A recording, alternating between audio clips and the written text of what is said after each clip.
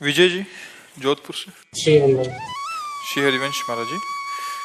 महाराज जी, आप कह रहे हैं कि कृत्रिम, महाराज जी आजकल एआई का एक बहुत वो आया है कि जो भी आप उसमें डालते हैं वो एक नई दुनिया की रचना कर देता है। तो कह रहे हैं कि पहले ही मनुष्य ध्यान साधना और प्रकृति से एकदम विलग था और एक स्वप्न में एक और स्वप्न की रचना का एक माया का ऐसा जाल हो गया। तो महाराज जी इसमें हम अपने आप कैसे?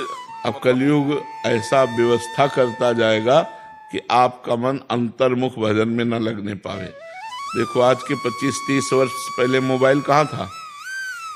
किसी के पास मोबाइल ना, और सबका बढ़िया काम चलता था। अब भला बिना मोबाइल के काम चल सकता है? कैसा फांस लिया कलयुग ने। सबके पास मोबाइल, चाहे संत हो, चाहे रिक्शा वाला हो, चाहे पदाधिकारी हो, चाहे किसान हो, किसी के पास भी हो, स्मार्ट के नीचे है ही नहीं। सबके मोबाइल, दिन भर लगे रहो उसी में, ना भजन, ना शास्त्र स्वाध्याय, ना सत्कर्म, उसी में लगे रहो, बस मोबाइल में लगे रहो। अब मोबाइल में भी बहुत चीजें आ गई हैं, बहुत से ऐसी चीजें आ गई, अब सारा समय इसी में जाता है। लोग जो है ना, आप देखो कुर्सी में बैठे मिलेंगे तो उसी में मिलेंगे, अंगुली सरकाते मिलेंगे उसी में मिलेंगे। ये कलयुग का प्रभाव है कि वो एक ऐसी ऐसी आकर्षणकारी चीजें रचता जाता है कि लोग उसी में फंसते चले जाए और भगवान के अंतर भजन से विमुख हो जाए।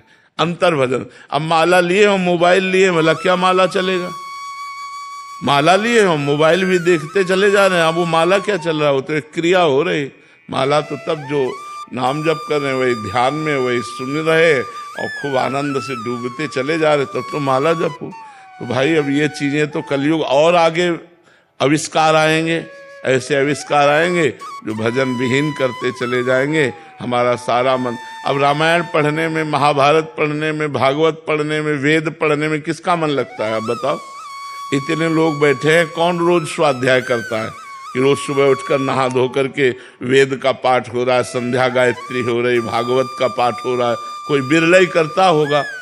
सुबह से उठकर मोबाइले में है, कुन्न से बजा, किसका आया देखा, क्या मैसेज हुआ, क्या, इसी में वृत्ति लगी हुई। तो अब और नए नए आविष्कार हो रहे हैं मन को फंसाने वाले। बचाना चाहिए अपने को, बचाकर भगवान के नाम और शास्त्र स्वाध्याय करना चाहिए, जिससे हमारी बुद्धि पवित्र हो। शास्त्र पढ़ते इस समय माला एक साथ नहीं, हमें लगता है जब शास्त्र पढ़ो तो पूरा ध्यान शास्त्र में क्या कह रहा है, वो ध्यान का विषय एकाग्र होकर, जैसे हम आपसे बात कर रहे हैं, तो अब आप एकाग्र होकर सुनोगे तभी तो पकड़ पाओगे।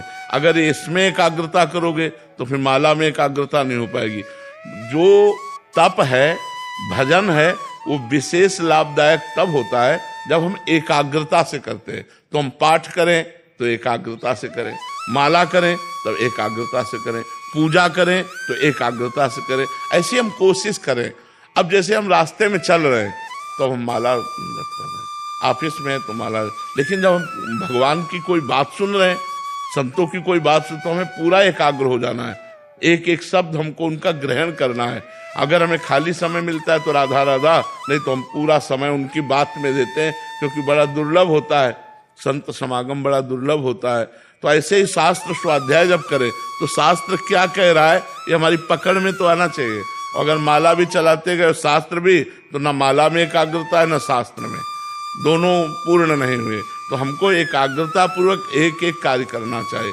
अब जैसे सांसारिक कार्य हैं, उनमें आप माला ले सकते हो कि सांसारिक कार्य करते हुए राधा राधा राधा अगर चल रहा है, काउंटर से भी चल रहा है, बहुत बढ़िया काम। लेकिन भागवतिक कार्य में अब ठाकुर जी की पूजा कर रहे हैं तो बस फिर उसी भाव से उनके चंदन लगा रहे हैं, उनको भोग लगा रहे हैं, आरती कर रहे हैं, एकाग्रता पूर्वक। अगर मन लगा के हम करेंगे तो ज्यादा लाभ मिलेगा।